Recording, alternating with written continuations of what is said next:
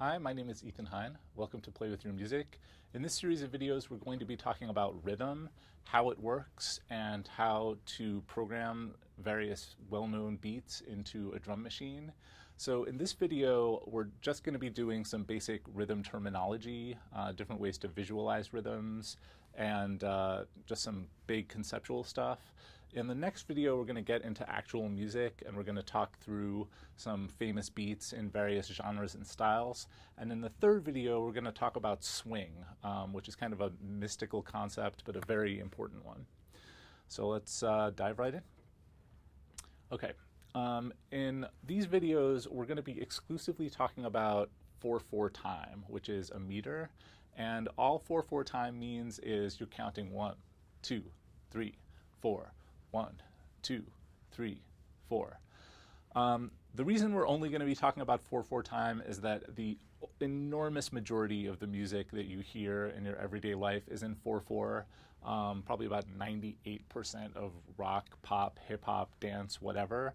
You do occasionally see 3/4, which is 1, 2, 3, 1, 2, 3. And there are some other time signatures as well. For the most part, you don't care. 4/4 is the important one.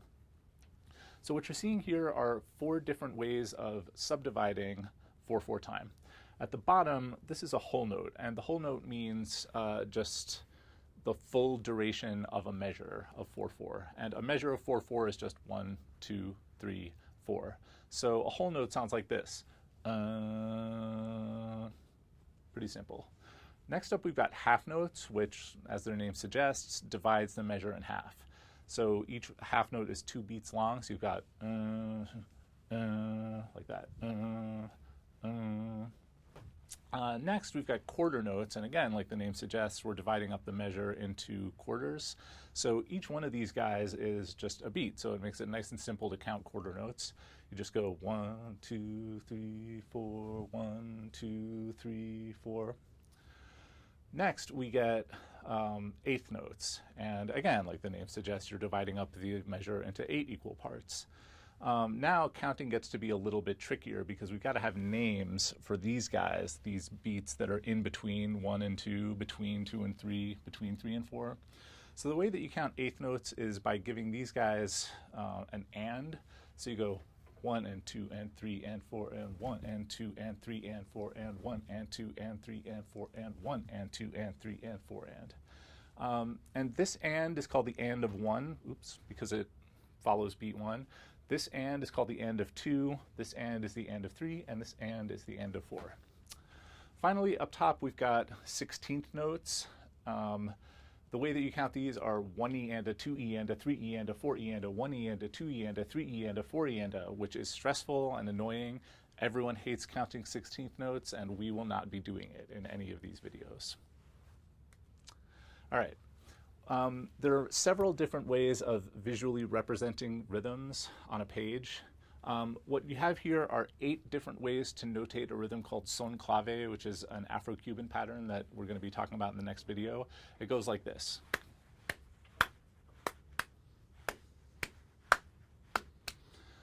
You have definitely heard this rhythm many, many times in your life, and not just in Afro-Cuban music, but also in rock, jazz, hip-hop, dance music. It shows up in all kinds of places.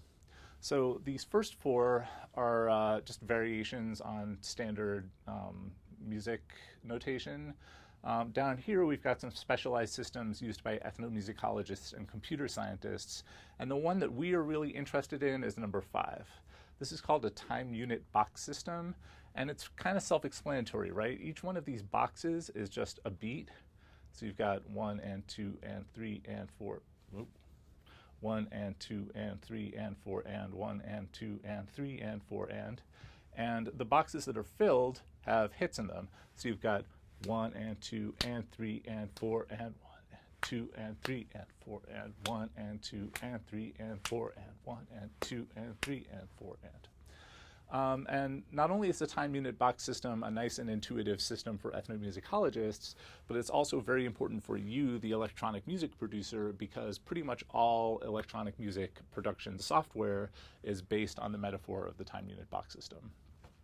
For example, This is the drum machine programming interface in a program called Ableton Live. very widely used by techno hip-hop producers.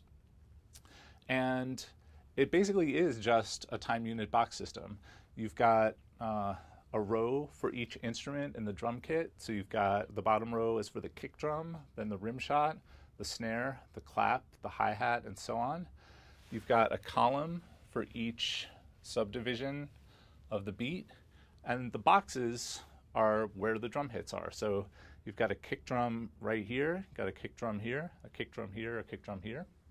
You've got a snare and a clap here and here.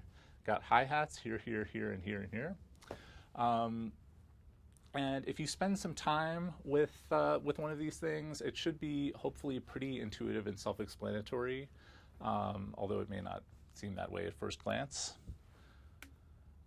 This is a quick aside. There's a website called Hip Hop Transcriptions by a guy named Charlie Helly, and he has found a way to turn standard music notation into a time unit box system just by writing it out on graph paper. So each box on the graph paper is a 16th note, and so even if you don't know standard music notation, it's pretty easy to count along with his transcriptions because each box is a beat. Pretty simple. And there is a link to his website in the description of the video, so go check him out. So rhythm is repetitive, right? It's circular. And to me, it makes the most sense to represent it circularly also. So what you're seeing here is a time unit box system that's just been wrapped in a circle. And I've color-coded it. We'll get to the colors in a sec. But you can see I've labeled the boxes 1 and 2 and 3 and 4 and 1 and 2 and 3 and 4 and. Inside the circle, it's labeled slightly differently. We've got 1E and a 2E and a 3E and a 4E and a. This set of labels on the inside is actually the standard way that you would count a measure of 4/4 time. You would count it in 16th notes. But as I said earlier, everyone hates counting in 16th notes. And there is an alternate system which is called cut time. And cut time just means you count everything half as fast. So instead of treating this as one measure of 4/4, we're treating it as two measures of 4/4. So counting it 1 and 2 and 3 and 4 and. Cut time just really makes everybody's life easier. Everybody loves it, and I will be using it in all of the examples in the next couple videos. The colors. So the first beat in each measure of 4/4 is called the downbeat. It's called that because when you're conducting, you go 1, 2, 3, 4, 1, 2, 3, 4, and so your hand literally goes down on the first beat. That's why it's called the downbeat. The backbeat is beat 3, and the backbeat is where you clap to rock, funk, blues, jazz, techno, hip-hop, whatever other kind of American dance popular type music. So you go 1, 2, 3, 4, 1, 2, 3, 4. In classical music, you're taught to clap on 1, but in rock, pop, other American vernacular type musics, you count on 3. Very important to know that. The green guys are offbeats, and they're a little weaker than the downbeat and the backbeat. And the gray guys are even weaker than the offbeats.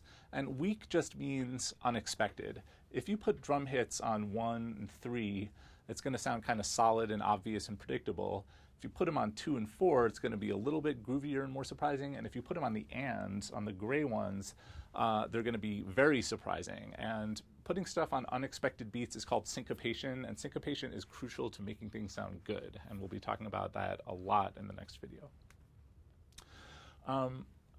Rhythm isn't really a circle though, right? Because rhythm moves forward in time. So what rhythm actually is a spiral. Each time around the circle, you're really advancing in time. So you're really going 1, 2, 3, 4, 1, 2, 3, 4, right? Each time around the circle is a little bit different from the previous one and from the next one.